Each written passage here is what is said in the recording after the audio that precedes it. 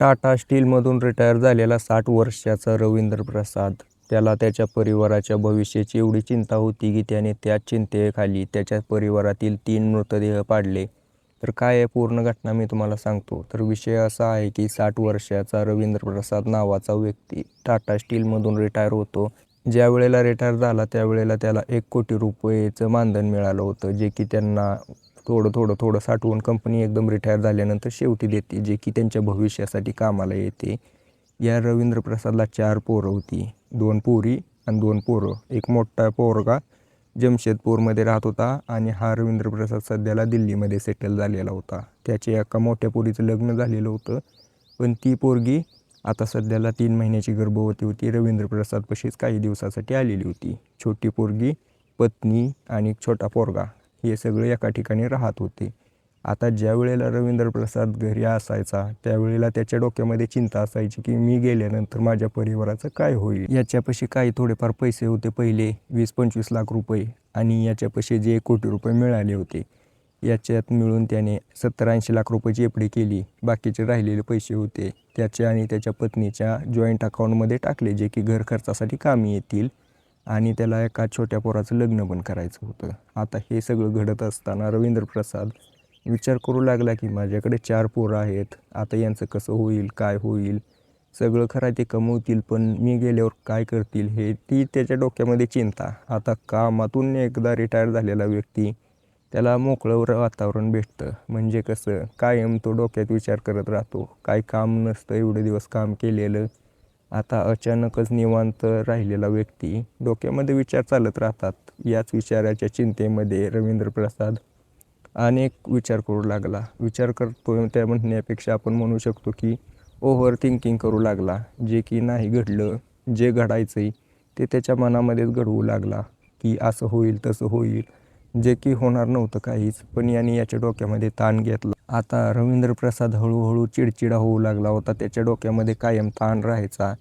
तो त्याच्या पत्नीसोबत बोलायचा की कसं होईल भविष्याचं. पत्नी त्याची म्हणायची की नका काळजी करू, पोरं आहेत, त्यांच्या पायावरती उभा राहतील, सक्षम आहेत पोरं, कमवतील, खातील, तुम्ही त्यांच्या भविष्याची चिंता नका करू. त्यांचं जे वर्तमान आहे ते तेवढं चांगलं बनवा, भविष्य त्यांच्यासाठी काही ना काही असेलच.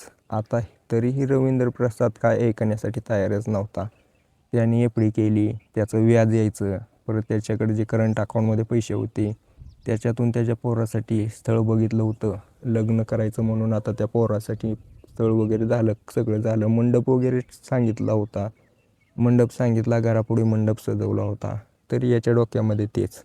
आता त्याच्या लहान पोराचं लग्न होतं त्यावेळेला त्याची लहान पोरगी जिचं लग्न झालेलं होतं, गर्भवती होती 3 महिन्याची, ती पण आतली. आता भावाचं लग्न आहे म्हटल्यानंतर, आणि सगळ्यात मोठा पोरगा जमशेदपूरमध्ये नोकरी करायच्या नादानं गेलेला होता, तरी पण अजून शिकत होता.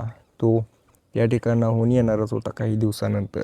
आता रवींद्र प्रसाद ज्या वेळेला पण त्याच्या पत्नीसोबत चर्चा करायचा भविष्याबद्दल, त्यावेळेला या दोघांमध्ये थोडी नोकझोक व्हायची.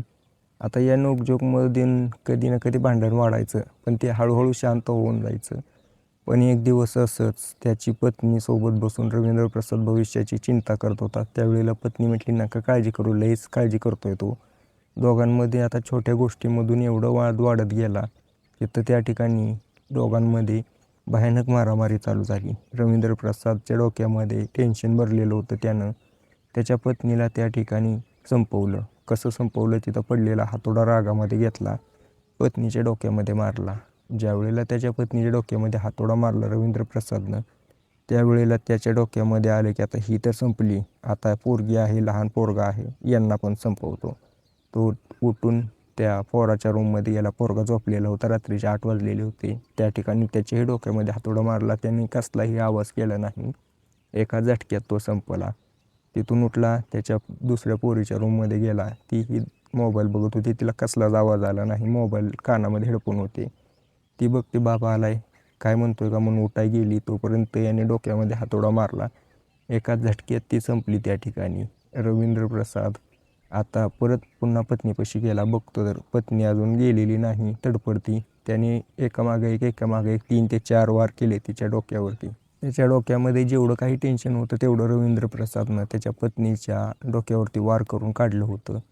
आता तो शांत झाला. शांत झाल्यानंतर तो त्याच्या पोराला फोन करतो, जो की जमशेदपूरमध्ये होता. त्याला फोन लागत नाही. परत त्याच्या नातेवाईकांना फोन करतो आणि असा विषय झाला आहे म्हणून सांगतो आणि म्हणतो की माझा जो मोठा पोरगा आहे त्याला सांगा की तू काळजी करू नको आणि तुझ्या भविष्यासाठी मी सगळं सिक्युअर करून ठेवलं आहे. जे काय पैसा आहे तो तू घे आणि आता कोणाची काळजी करू नको. माझ्याकडून ही घटना घडली. नातेवाईक त्याच्या शेजारच्या माणसांना कॉल करतात, पोलीस स्टेशनमध्ये कॉल करतात. पोलीस त्या ठिकाणी पोहोचतात. बघतात तर काय, घरामध्ये सगळीकडे रक्ताचे थारोळे पडलेले आहेत आणि हा व्यक्ती हातामध्ये हातोडा घेऊन, वयस्कर व्यक्ती 60 वर्षाचा बसलेला आहे. पोलिसांनी त्याच्या हातातला हातोडा घेतला, त्याला डायरेक्ट काबीज केलं, डायरेक्ट जेलमध्ये नेलं. फॉरेन्सिक टीम बोलवली. त्या ठिकाणी जे 3 मृतदेह पडले होते ते मृतदेह ताब्यात घेऊन त्यांची फॉरेन्सिक जांच केली. त्यावेळेला पूर्ण घटना पोलिसांनी मीडियामध्ये सांगितली. त्यावेळेला सगळ्या मीडियामध्ये हाहाकार पसरला. काही वेळानंतर त्याच्या मोठ्या पोराला, जो की जमशेदपूरमध्ये होता, त्याला ही घटना समजली. आता तो जमशेदपूरमधून दिल्लीमध्ये आला. त्यावेळेला त्यालाही समजत नव्हते की काय झालं. एका झटक्यात माझा परिवार संपला, जो की त्याच्या बापामुळे झालं. आता तो त्याला दोष देण्याशिवाय दुसरं काही करू शकत नाही. मित्रांनो, भविष्याची चिंता करणं ठीक आहे, पण चिंतेमध्ये एवढं पण वाहून जाऊ नये की त्याच्यामुळे वर्तमान खराब होईल. बाकी तुम्हाला याच्याबद्दल काय वाटतंय मला कमेंट करून सांगा. व्हिडिओ आवडला असेल तर लाईक नक्कीच करा.